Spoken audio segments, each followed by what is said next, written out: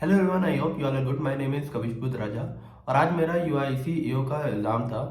उसी की एनालिसिस की ये वीडियो होगी। अगर पेपर की सबसे पहले लेवल की बात करें तो पेपर का लेवल थोड़ा, जो एक पेपर हुआ था फरवरी में सेम यूआईसी का, उसमें पैटर्न थोड़ा डिफरेंट था, बट उसका लेवल बहुत कम था। बट इसका जो लेवल था थोड़ा अप था उससे। और जैसे कि ऐसे बोल रहे थे कि काफ़ी इजी आएगा, उतना भी इजी नहीं था, नॉर्मल था, डुएबल था, बट थोड़ा लेंदी लेंदी साइड में कह सकते हैं हर एक एक सेक्शन में। अगर सेक्शन वाइज जैसे बात करें, सबसे पहले सेक्शन खुला था रीजनिंग का। तो रीजनिंग में जो पजल्स थी उसमें दो पॉसिबिलिटी पूरी आपको बना के चेक करनी पड़ रही थी, तो उसमें टाइम लग रहा था। जैसे चार पजल्स आई थी, उसमें एक थी पैरेलल रोज की, एक थी ईयर बेस की, और एक सर्कुलर अरेंजमेंट था, और एक थी अनसर्टेन वाली। अनसर्टेन वाली मैंने 3 मार्क्स की अनसर्टेन थी, लेकिन उसमें मेरा काफ़ी टाइम वेस्ट हो गया, वो बनी नहीं। उसमें एक क्वेश्चन मैंने मार्क किया, उसमें आंसर था मेरा फर्स्ट का एम। आप किसी ने की हो तो बता देना।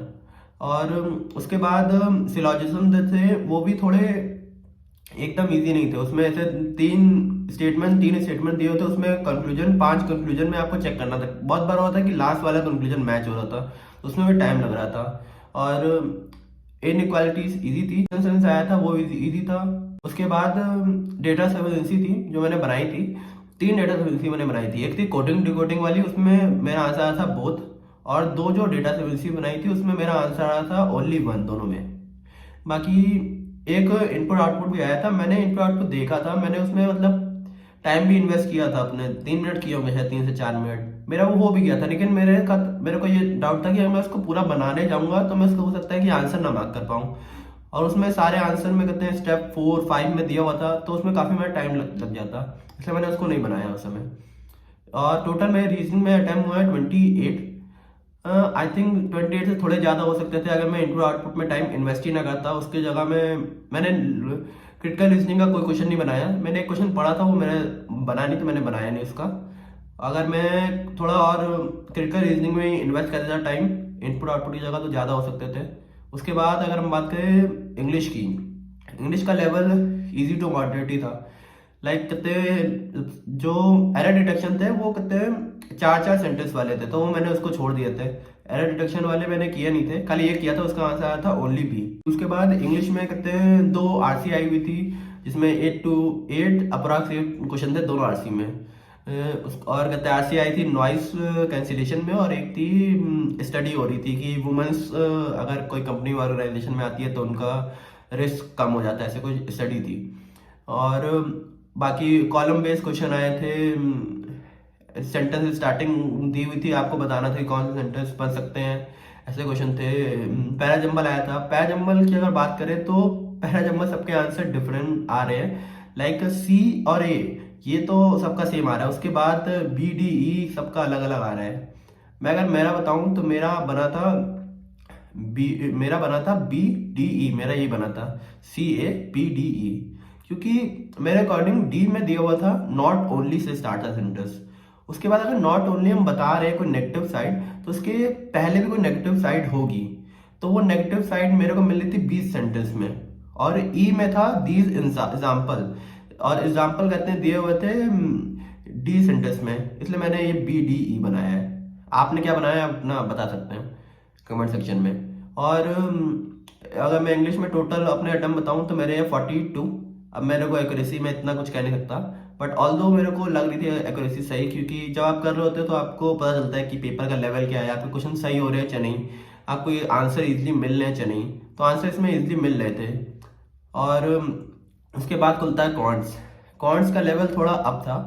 पहले जो अप्रोक्सीमेशन थे, क्वाड्रेटिक इक्वेशन थी, नंबर सीरीज थी, वो नॉर्मल डुएबल इजी थी। उसके बाद मेन दिक्कत आई इसमें डीआईज में। मैंने सारे डीआई में टाइम इन्वेस्ट किया था अपने। मैंने सबसे पहले उठाई थी केसलेट। आई थॉट केसलेट करते बन सकती थी, बट मैंने जब केसलेट बनाने के लिए जब कंडीशन लिखी, सारा मैंने उसमें कर लिया, फिर मेरे केसलेट बनी नहीं। और केसलेट 3 मार्क्स की थी, तो मैंने उसको छोड़ दिया। उसके बाद मैंने दूसरी डीआई पकड़ी, वो थी कहते हैं पाई चार्ट दिया हुआ था, और एक कहते हैं टेबल दी हुई थी। वो पता नहीं, मेरे को समझ ही नहीं आया बनी क्यों नहीं, क्योंकि वो उसका पूरा कॉन्सेप्ट मेरे को समझ आ गया था, लेकिन वो बनी नहीं वो डीआई। उसमें खाली मैंने एक क्वेश्चन किया जिसका आंसर आया था मेरा 155। और उसके बाद दूसरी दी आई थी एक, उसमें दिया हुआ था वेस्टर्न ड्रेसेस और ईस्टर्न ड्रेसेस, इसका कहते हैं बाइफरफिकेशन दिया हुआ था। और कहते हैं और एक उसके बाद तीसरी दी आई थी ईस्टर्न और वेस्टर्न ड्रेसेस वाली, उसमें पी की वैल्यू आई थी 26। और दो क्वेश्चन के आंसर मेरे को याद है, एक था 34p-20 और एक था 26+p रेशियो 11। ये दो आंसर आ रहे थे, बाकी मेरे को याद नहीं। टोटल इसमें 6 क्वेश्चन थे, तो ओवरऑल मेरे क्वांट्स में बने खाए 22। मेरे को लगता है कि इसकी जगह जो डीआई को मैंने टाइम इन्वेस्ट किया वो केसलेट वाली, उसकी जगह मेरे को अर्थमेटिक में करना चाहिए था, तो ज़्यादा अटैम्प्ट हो सकते थे।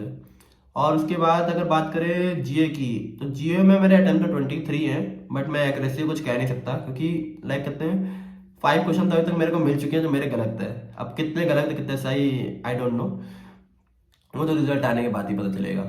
उसके बाद आया कंप्यूटर। कंप्यूटर मैंने 17 क्वेश्चन किए हैं।